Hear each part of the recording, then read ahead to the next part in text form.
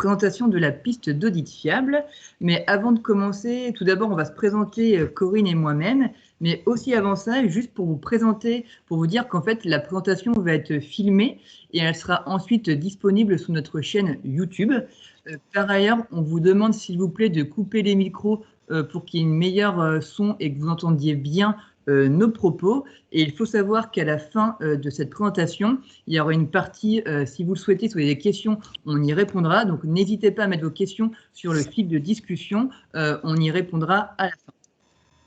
Ok, donc je vais commencer par me présenter. Alors du coup, enchanté, je suis Aurélie Ferré, je suis commissaire aux comptes et expert comptable au sein du groupe Baker Tilly Strego. J'interviens principalement sur des missions d'audit légal, contractuelles, mais aussi des missions de conseil dans des secteurs divers et variés. Je te laisse la main, Corinne. Oui, bonjour à tous, Corinne Lecoq. Je suis avocate fiscaliste depuis maintenant de nombreuses années et je suis associée donc au sein du cabinet Horatio, qui est le cabinet d'avocats faisant partie du groupe Baker Tilly Strego. Et donc, on ne s'appelle pas Baker Tilly Horatio, mais voilà, ça revient au même. Et donc, on travaille ensemble, Aurélie et moi, sur la piste d'audit fiable qu'on va donc vous faire découvrir en points clés maintenant. Très bien. Et ben, du coup, je vais commencer. En fait, sur ce slide-là, on va vraiment vous expliquer en fait ce que c'est la piste d'audit fiable, dit PAF, parce que c'est quand même quelque chose qu'on entend beaucoup parler maintenant, et des fois, ça peut paraître un peu opaque. Donc, on est vraiment là pour être clair. Donc, n'hésitez pas vraiment à la fin, si vous avez des questions, à les poser. En fait, la PAF, dit piste d'audit fiable, elle est issue de la directive qui date du 13 juillet 2010. Et en fait, elle impose aux sociétés de mettre en place un dispositif de sécurisation au niveau de leur process de facturation, que ce soit pour les factures qui rentrent ou celles que vous émettez. Pour ce faire, l'administration fiscale propose trois méthodes ou modes de sécurisation. Soit au sein de vos sociétés, vous avez la signature électronique qualifiée, ou alors vous avez peut-être un EDI fiscal. Et si ce n'est pas le cas, c'est-à-dire si vous n'avez pas de signature électronique qualifiée ou d'EDI fiscal, dans ce cas-là, il faut que vous mettiez en place au sein de vos sociétés entités une piste d'audit fiable. En fait, le mode de sécurisation, donc que ce soit le mode 1, le mode 2 ou le mode 3, c'est pour garantir de l'authenticité, de l'intégrité et de la lisibilité des factures. Pour être clair, en fait, pour être authentique, l'administration fiscale va chercher à s'assurer que vous, au sein de vos sociétés, vous avez bien vérifié l'identité du client ou du fournisseur. Concernant l'intégrité, il faut que les mentions sur les factures soient toutes présentes et correctes. Et au niveau de la lisibilité, il faut que les informations qui soient mises sur les factures qui sont émises ou reçues, qu'elles soient lisibles. Et en fait, les modes qui vous sont présentés là, le mode 1, le mode 2 ou le mode 3, doivent garantir de ces critères. On doit s'assurer qu'avec votre dispositif de sécurisation, vous pouvez garantir de ces critères-là. Donc, comme je le dis et je le répète, parce que c'est important, si vous n'avez pas de signature électronique qualifiée ou de DI fiscal, il faut forcément qu'au sein de vos sociétés, vous ayez une piste d'audit fiable. En fait, pour être clair, et des fois, ce n'est pas forcément très facile d'appréhender le sujet, vous pouvez vous dire comment on fonctionne chez nous. Par exemple, pour les factures qu'on reçoit ou qu'on émet, si vous recevez vos factures au format papier ou alors si c'est des factures qui sont simplement scannées ou des PDF simples, vous ne répondez pas au mode 1 et au mode 2, c'est-à-dire vous n'avez pas de signature électronique qualifiée ou de DI fiscal, et ben dans ce cas-là, il faut que vous mettiez en place une piste d'audit fiable. C'est vraiment important. Et là, la question qu'on pourrait se poser à la suite, c'est mais qui est concerné? Est-ce que tout le monde est concerné? Est-ce qu'il y a des exonérations? Eh bien, pas du tout. Toutes les sociétés sont concernées, quelle que soit votre taille, la nature de votre activité. Il n'y a pas de conditions de seuil. Toutes les entreprises doivent vraiment répondre à ces dispositifs de sécurisation. C'est vraiment important. Donc, pour être clair, je le répète, mais je vais peut-être me répéter, mais c'est vraiment important. Si vous devez mettre une piste d'audit fiable parce que vous n'avez pas de signature électronique qualifiée ou de DI fiscal, il faut que vous mettiez en place une piste d'audit fiable. Et là, la question qui va se poser, mais qu'est-ce que c'est concrètement? En fait, la piste d'audit fiable, c'est une documentation qui doit expliquer vos process de facturation, donc pour les process de facturation de vente, mais aussi d'achat. En fait, dès que vous recevez ou vous émettez une facture, il faut que vous expliquiez le process. Et le process qui doit être décrit, existant, doit garantir les critères qu'on a évoqués précédemment, c'est-à-dire l'authenticité, l'intégrité et la lisibilité de la facture. Et ce qu'il faut vraiment comprendre, c'est que le process ou la documentation que vous allez mettre en place dans ce cadre-là, l'objectif principal, c'est qu'en fait, le fisc, quand il va venir lors de ses contrôles, il va forcément vous demander votre piste d'audit fiable. Il va vérifier que les contrôles que vous avez mis en place au sein de vos sociétés permettent vraiment de garantir de l'authenticité, de l'intégrité et de la lisibilité de la facture et s'assurer que l'opération réalisée est réelle. Par exemple, on a mis des exemples qui ne sont pas exhaustifs, mais par exemple, pour s'assurer de l'authenticité du document, il faut que dans votre descriptif de votre process, il va s'assurer que vous avez mis des contrôles pour vérifier, par exemple, la réalité de votre fournisseur. Est-ce que vous avez vérifié qu'il était bien existant pour éviter vraiment tout risque de fraude et tout risque de fraude aussi au niveau de la TVA. Donc, c'est vraiment important d'avoir cela en tête et il faut savoir que ces contrôles qui sont mis en place doivent garantir du coup les critères, mais doivent les garantir du début. Donc, dès que vous recevez, vous mettez une facture jusqu'à la date de sa conservation. Donc, tout au long du process, vous devez mettre des contrôles en place pour garantir ces critères et vous devez prouver que vos contrôles permettent vraiment de garantir vraiment cela tout au long du process de facturation. C'est vraiment important de l'avoir en tête. Juste une petite précision là-dessus, c'est même du bon de commande. Hein, c'est à partir de la commande du client jusqu'à l'archivage. C'est vraiment ça qui est décrit. Et donc, comme le dit Aurélie, il faut insister sur les contrôles, parce que c'est ça qui va permettre à l'administration fiscale d'avoir un contrôle de TVA facilité. Hein, c'est ça qu'elle recherche avec la piste. Et donc, les contrôles peuvent être aussi bien on va dire, manuels par des personnes de l'entreprise. Hein. Ce n'est pas forcément que des contrôles automatiques qui sont intégrés dans le logiciel et dans le matériel informatique. Donc, on peut très bien décrire dans la piste que Madame Robert fait tel contrôle à tel moment dans le processus. Hein. Donc, voilà. Mais en revanche, les contrôles sont fondamentaux et il faudra montrer et décrire ces contrôles pour que l'administration soit certaine que les contrôles sont aussi cohérents et efficients. Donc voilà, la documentation informatique est très importante et la description des personnes qui font éventuellement les contrôles, c'est très important également. Excuse-moi, comme disait Corinne, en fait, il faut vraiment la mise en place des contrôles, l'administration a vérifié qu'ils soient bien effectifs et réels, que ça soit vraiment ce qui se passe au sein de l'entité. Donc c'est important de l'avoir en tête, parce que effectivement, en fait, pour s'assurer de la fiabilité de votre piste d'audit, le fisc va établir vraiment le lien entre les pièces justificatives que vous allez lui fournir et l'opération réalisée. Par exemple, il va prendre une facture de vente, il va remonter jusqu'à la création du client, au bon de commande jusqu'à l'encaissement en fait. Il va s'assurer que tout le process lui permet, lui, de s'assurer vraiment que l'opération est réelle en fait. Il va faire tout le cheminement du process en fait que vous aurez décrit, en regardant bien que les contrôles que vous avez expliqués et qui doivent être réels existent bien et qui sont efficaces et effectifs. Je laisse la main, Corinne, du coup, pour les exigences. Alors oui, concrètement, il s'agit bien d'une documentation, comme vous l'a dit Aurélie. Alors contrairement à d'autres sujets en fiscalité, je prends l'exemple des prix de transfert en général, on a effectivement sur certains sujets des modèles de documentation avec des préconisations et en tout cas des exigences très précises. En matière de pistes d'audit fiable, ce n'est pas le cas. Nous n'avons pas de modèle de pistes d'audit. Et en tout cas, nous n'en avons pas fourni par l'administration fiscale.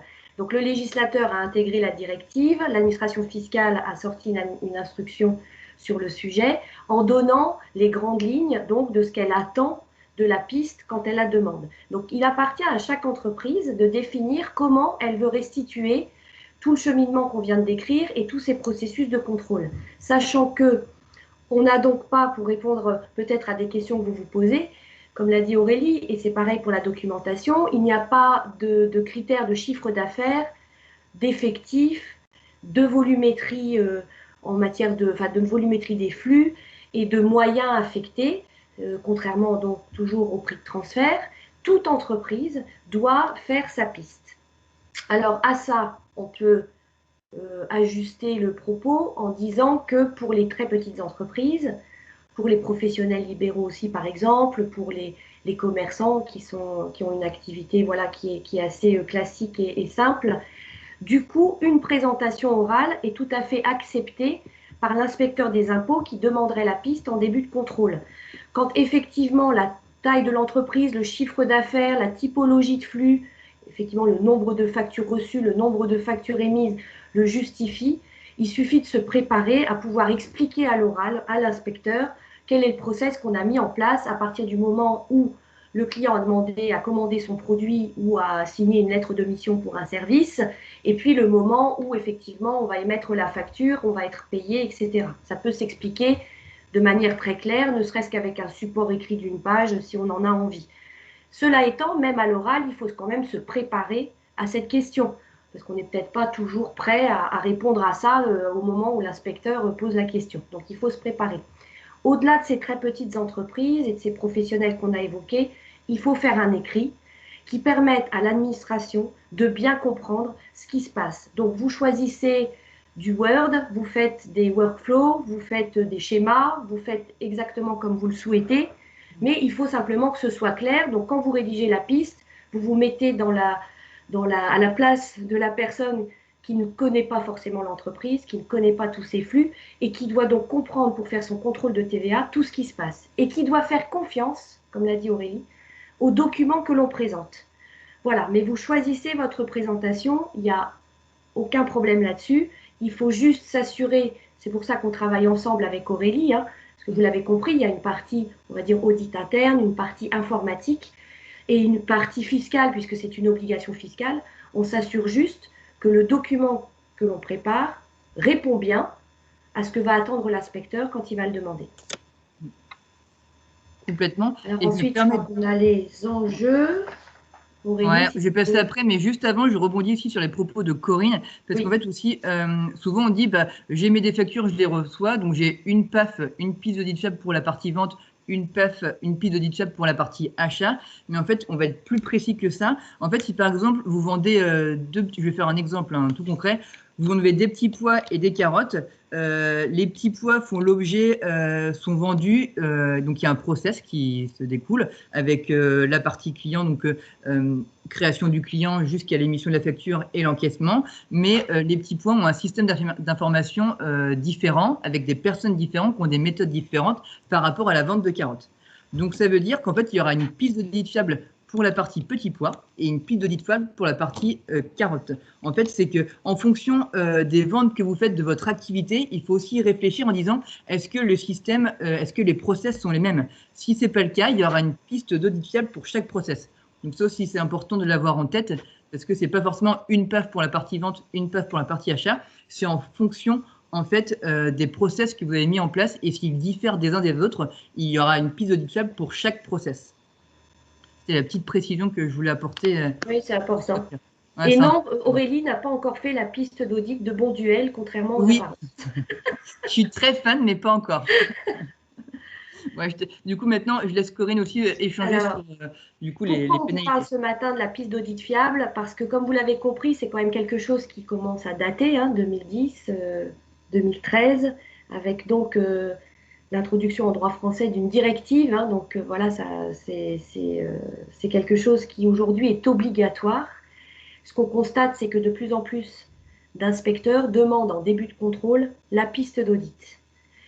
Pourquoi? Parce que il laisse toujours, quand il y a un nouveau dispositif de cette catégorie-là, il laisse toujours du temps aux entreprises pour se mettre au point, pour traiter le sujet. Voilà, 2013, on est en 2021. Ça fait maintenant 1 an ou 2 qu'on voit quand même qu'au niveau des contrôles fiscaux, les pistes sont demandées en début de contrôle. Alors vous allez me dire, bah, moi je ne l'ai pas vu, nous on vient d'avoir un contrôle, on ne nous l'a pas demandé. Oui, c'est possible. Nous, on vient d'avoir une expérience avec Aurélie d'ailleurs sur un assez grand groupe. Ils ont fait un contrôle fiscal d'une filiale, la piste n'a pas été demandée. Et puis sur la filiale d'à côté, elle a été demandée. Donc ça a été un peu le branle-bas de combat, hein, puisqu'il a fallu faire la piste d'audit alors que le contrôle avait démarré. Donc quand il y a beaucoup de, comme le disait Aurélie à l'instant, de processus différents et quand même un certain nombre de flux avec beaucoup de gens à interviewer, bon ben voilà, c'est quelque chose qui peut être un peu paniquant et qui peut être difficile à mettre en œuvre, voilà, quand le contrôle a déjà commencé. Donc le premier enjeu que je voulais vous signaler, c'est que il ne faut pas voir la piste d'audit fiable uniquement comme une contrainte fiscale. L'enjeu majeur de la piste d'audit, c'est que, comme on le disait tout à l'heure, c'est aussi de l'audit interne. C'est l'occasion pour toutes les entreprises, petites, moyennes et grandes, quelque part de mettre à plat leur processus de facturation et donc de regarder un petit peu comment ça se passe. C'est l'occasion de les écrire. Ensuite, ce sera que de la mise à jour. Et c'est l'occasion de voir justement s'il y a des fragilités dans tout le système, notamment au niveau des contrôles. Donc pour moi, le premier enjeu, c'est un enjeu positif qui est de dire je mets tout à plat et au moins je saurai comment je fonctionne et je corrigerai ce qu'il y a à corriger. Ça, c'est le premier point. Ensuite, les enjeux sont bien évidemment fiscaux, puisque ben voilà, si la piste d'audit n'existe pas, si la piste d'audit n'est pas fiable, on peut avoir une problématique parce que ben, il va regarder la TVA et ça peut effectivement être un problème de déduction de TVA. Donc, il peut y avoir une remise en cause de TVA déductible. On a évidemment des intérêts de retard, on a évidemment des pénalités. Ça peut aller jusqu'au rejet de comptabilité. C'est un sujet de discussion entre fiscalistes. Hein, dans certains cas de figure, voilà, on peut quand même aller jusqu'à cette sanction-là. Donc, c'est très important, à notre avis, de se préparer, d'une part parce que ça fait faire le point, et d'autre part parce que quand même aujourd'hui, c'est demandé, et fiscalement, c'est pas du tout neutre. Voilà. Aurélie? Oui, bah, je ne vais pas rebondir, je suis d'accord avec Ah toi, voilà. heureusement. Donc Non, mais bah maintenant, en fait, si vous avez des questions par rapport à tout ce qu'on a dit, si vous je voulez ne sais des pas s'il y en a sur le précisions. fil de discussion, Frédéric, j'ai pas accès là. Mais Au-delà de là, ça, enfin, le fil de discussion, vous pouvez prendre la parole hein, pour nous demander bien des sûr, aussi. précisions sur la façon dont ça se passe et si vous voulez savoir voilà, quel est plus de détails sur l'enjeu. Sinon, n'hésitez pas plus tard N'hésitez ou pas. même après ouais, à revenir vers nous. On a nos adresses email et nos numéros de téléphone. Si vous avez des questions, n'hésitez pas, on y répondra sans aucun problème. Et je le répète, du coup, la présentation a été filmée et elle sera disponible sur notre chaîne YouTube. Donc, si vous avez besoin du coup, de la réécouter, etc., n'hésitez pas à aller sur ce lien. Et ben, écoutez, s'il n'y a pas de questions, en tout cas, merci de nous avoir. Si. Alors il y a quelqu'un qui pose une question. Je n'ai pas trop compris le rapport. Alors il faut que j'arrive à voir la question en entier. Alors attendez. Hop.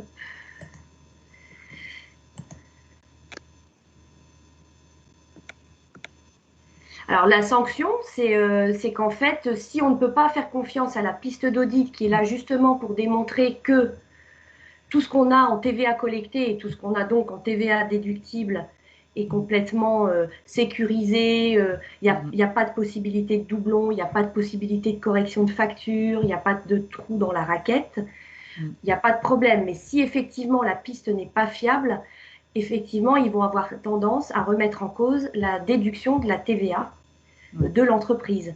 Il faut savoir qu'en fait, on a déjà eu la question, la piste d'audit fiable n'est pas en contradiction avec les évolutions que vous avez probablement vues actuellement, où il va y avoir une transmission automatique des factures à l'administration fiscale qui va pouvoir quasiment de son bureau à un moment donné pouvoir faire ses contrôles de TVA. La piste d'audit décrit le fonctionnement de l'entreprise à un moment donné. Et ça se met à jour parce que les logiciels, les process de facturation, les méthodologies de l'entreprise peuvent évoluer. Donc ça, c'est la photographie des processus de facturation à un moment donné. Ensuite, l'administration fiscale a accès évidemment à tous les documents et elle l'aura en direct ensuite et à tous les flux pour vérifier que la TVA collectée et donc la TVA déductible est bien correcte. Donc si la piste n'est pas fiable, elle va mettre en cause la TVA déduite.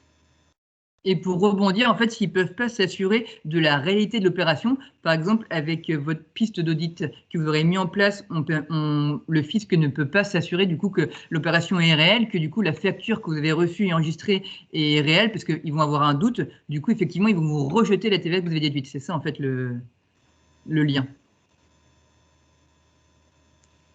J'espère qu'on a été clair, sinon il ne faut pas hésiter. Je ne sais pas s'il y a d'autres questions. Ah, ouais. Du coup, Frédéric, on est en train de mettre un petit mot sur le fil de discussion. Ah d'accord, c'est très clair. Bon, bah tant mieux, alors si c'est clair, mais il ne faut pas hésiter. Hein.